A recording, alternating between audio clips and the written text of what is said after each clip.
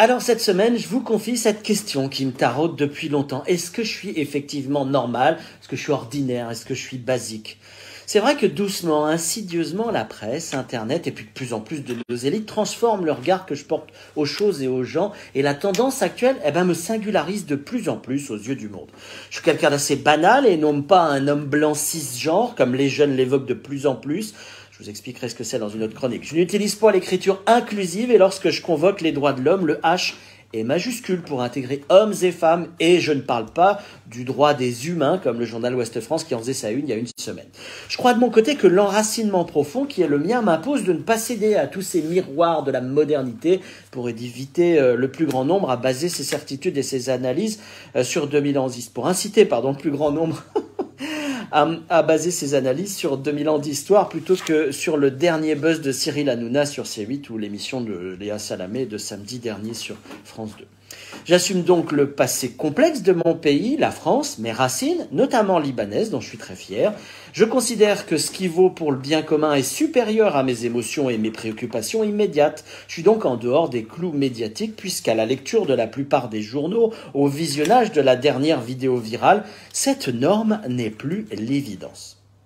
Et puis il y a autre chose pour comprendre le monde qui nous entoure avec des yeux avisés, des essentiels qui sont soigneusement évités, écartés par de plus en plus de monde, et je comprends vraiment pas pourquoi. Tout d'abord, l'altérité. L'altérité, elle est bonne et féconde. L'altérité, c'est notamment la différence des sexes. La nier est une aberration. Je pense pas de la même façon que ma femme, et entre nous, c'est tant mieux.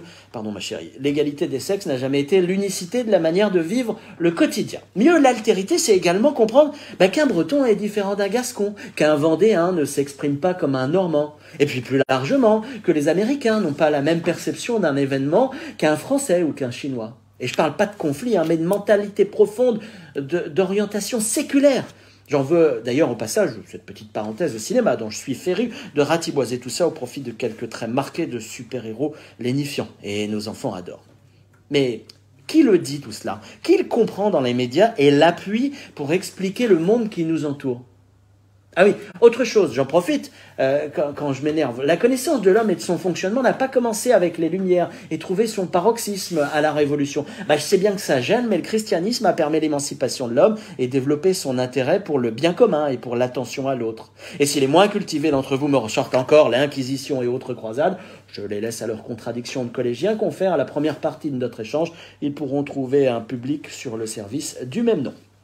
Alors, où positionner la référence ultime, qui devrait faire consensus dans les médias comme ailleurs, et dans laquelle le plus grand nombre devrait se retrouver pour donner du sens à son quotidien sans tomber dans le raccourci d'un côté ou le militantisme bas de plafond d'autre.